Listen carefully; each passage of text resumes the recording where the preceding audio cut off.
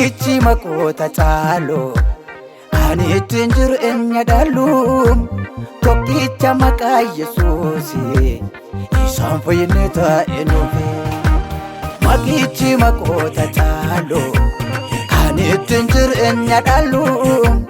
tokkicha maka Yesusi isan fayyineta enofe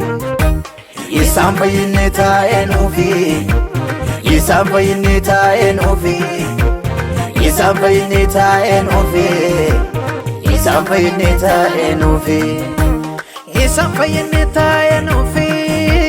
isan fayyineta enofe isan fayyineta enofe isan fayyineta enofe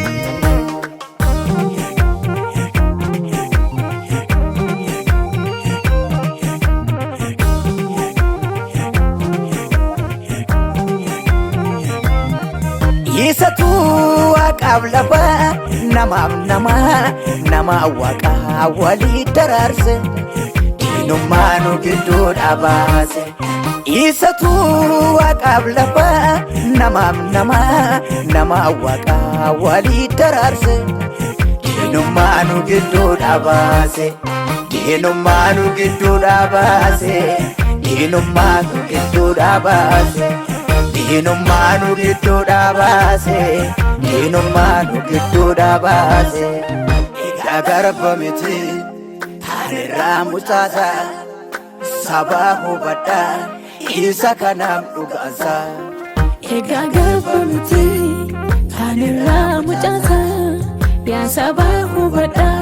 isa kanam dhugansa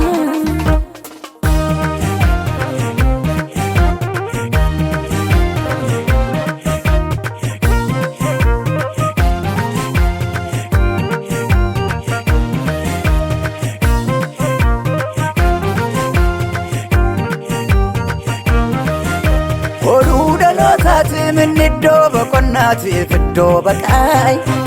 وراك الساكي قفتاتو أكرا دبتا قولون ناتات من الدوب قنات في الدوب كاي وراك الساكي قفتاتو أكرا دبتا وراك الساكي قفتاتو أكرا دبتا وراك الساكي قفتاتو أكرا دبتا Warra kansatiif gooftaatu waaqarraa dubbata Warra kansatiif gooftaatu waaqarraa dubbata Lolee sammu'eem idda daawwi keessaa ka'eem aboon kamsaa ta'eem Lolee sammu'eem idda daawwi keessaa ka'eem aboon kamsaa ta'eem Kottuusi hooliin harkaa fuudhee gooftaa jireenya nuuf ejjameem nuutiin waraaname Kottuusi hooliin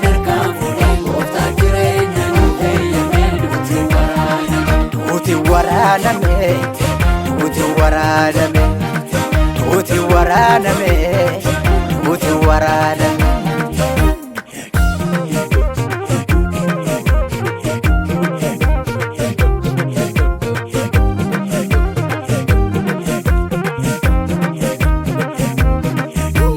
Tikse gari Yesusi Olota bluko sakallatu Odonis makasa beko Dabarse bineensa dillatu Tikse gari Yesusi Olota bluko sakallatu Odonis makasa beko Dabarse bineensa dillatu Nafarasa dufami Yesus ofisat lukodoe Azwarri safannisan argoodhaaf jiru Lafarasa dhufami Yesus ofiisaat dhufuudha Azwarri safannisan argoodhaaf jiru